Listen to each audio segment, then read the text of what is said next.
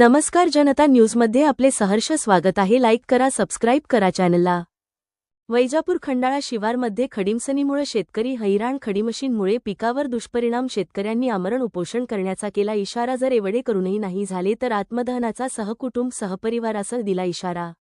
तळाची पुरेपूर नुकसान 1 एकर शेततळ असल्यामुळं आमचं पुरेपूर नुकसान झालं. आज दुष्काळ पाऊस न पडल्यामुळं आम्ही या तळ्याचे नुकसान झाल्यामुळे आम्ही करायचं काय. एक तर पाणी पाऊस नाही, त्याच्यानंतर सोलरची पुरेपूर नुकसान झाली, फुटलेलं आहे. त्याच्यानंतर पत्रा नुकसान आहे, पडा उडतो, दगडं उडतात.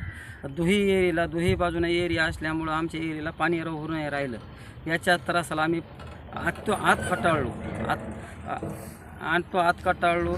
जर या प्रशासनानं आमचावाला त्वरित काहीतरी निर्णय घ्यावा, नाही तर मग आम्ही आमरण उपोषणाला बसल्याशिवाय राहत नाही.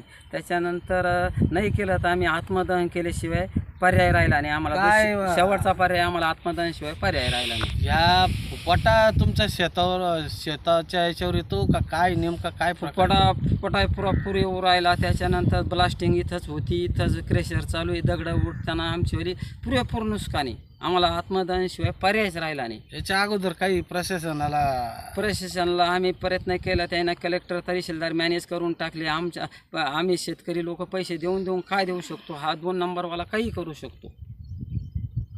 काय नाव सांगता येईल क्रेशरचं?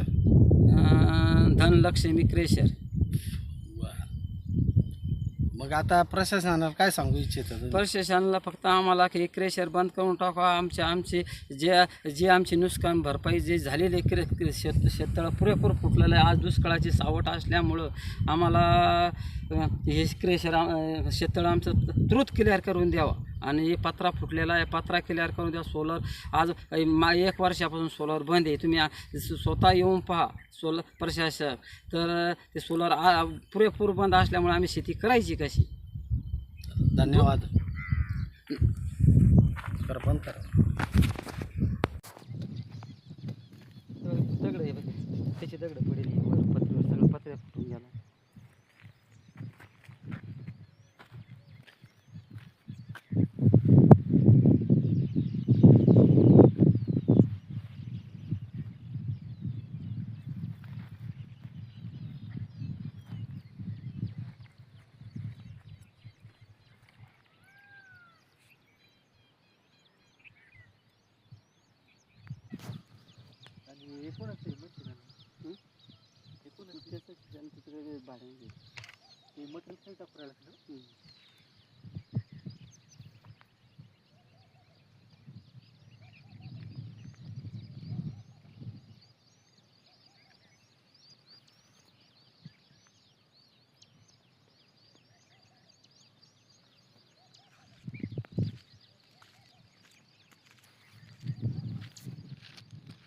ती ब्लास्टिंग होणारी तुम्हाला सांगतो. सगळे आता किती दगड वाढणार, विश्वासातच घ्यायला कोणाला तयार नाही.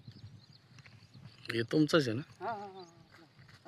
पलीकडे अद्रक बाजरी असली